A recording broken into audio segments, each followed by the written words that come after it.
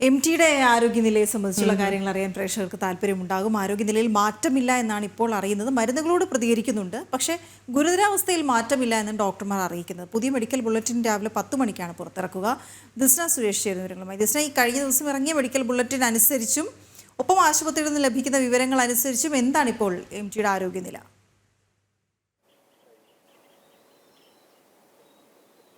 വീണ, ഏറെ പ്രാർത്ഥനയോടും പ്രതീക്ഷയോടും കൂടിയാണ് കേരളം മാത്രമല്ല സാഹിത്യ ലോകത്തെ അല്ലെങ്കിൽ MTയെ സ്നേഹിക്കുന്ന നിരവധി ആളുകൾ ഏറെ പ്രാർത്ഥനയോടെ കടന്നു പോകുന്ന ഒരു നിമിഷം തന്നെയാണ് മുന്നിലുള്ളത്. നമുക്കറിയാൻ സാധിച്ചിരിക്കുന്നത് അതായത് കഴിഞ്ഞ മെഡിക്കൽ ബുള്ളറ്റിൻ പ്രകാരം ആരോഗ്യനില ഗുരുതരമായി തുടരുന്നു എന്നൊരു വാർത്ത തന്നെയാണ് അറിയാൻ സാധിച്ചിരിക്കുന്നത്. എന്നാൽ പ്രത്യാശ, അതായത് പ്രതീക്ഷ, പ്രാർത്ഥനയ്ക്ക് ഫലമുണ്ട് എന്നൊരു വാർത്തയും അല്ലെങ്കിൽ ശുഭസൂചനയും കൂടി പുറത്തു വരുന്ന ഒരു സാഹചര്യമാണ് നിലവിലുള്ളത്. പ്രധാനമായും അതീവ ഗുരുതരാവസ്ഥയിൽ കൂടിയാണെങ്കിൽ ഈ മരുന്നുകളോട് അദ്ദേഹം പ്രതികരിക്കുന്നുണ്ട്, അതായത് ശരീരം മരുന്നുകളോട് പ്രതികരിക്കുന്നുണ്ട് എന്നൊരു കാര്യം തന്നെയാണ് നിലവിൽ മെഡിക്കൽ ബുള്ളറ്റിനിൽ നമുക്ക് അറിയാൻ സാധിച്ചിട്ടുള്ളത്.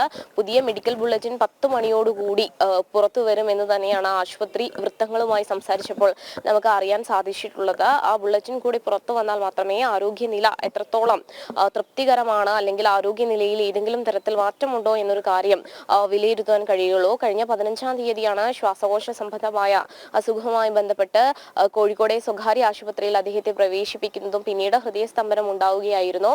മരുന്നുകളോടൊന്നും ആദ്യഘട്ടത്തിൽ അദ്ദേഹം പ്രതികരിച്ചിരുന്നില്ല. BP-യിലൊക്കെ തന്നെ വലിയൊരു വ്യതിചലനം ഉണ്ടായ ഒരു സാഹചര്യം ഉണ്ടായിരുന്നു.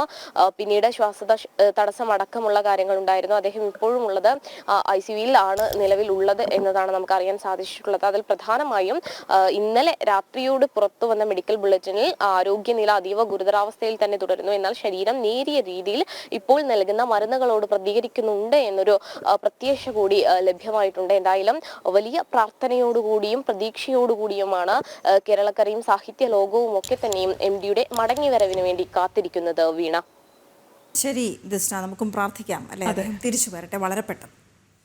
മലയാള എഴുത്ത് ലോകത്തെ സംബന്ധിച്ച്, സാഹിത്യ ലോകത്തെ സംബന്ധിച്ച് പെരുന്തച്ഛനും കാരണവരും ഒക്കെ MTയാണ്. ആ കസേരയ്ക്ക് പകരം വെക്കാൻ ആരുണ്ട്? ഇനി വേണം ജനിച്ചു വരാൻ. ഒരുപക്ഷെ അത് ഉണ്ടാകുമെന്നൊരു സംശയമാണ്.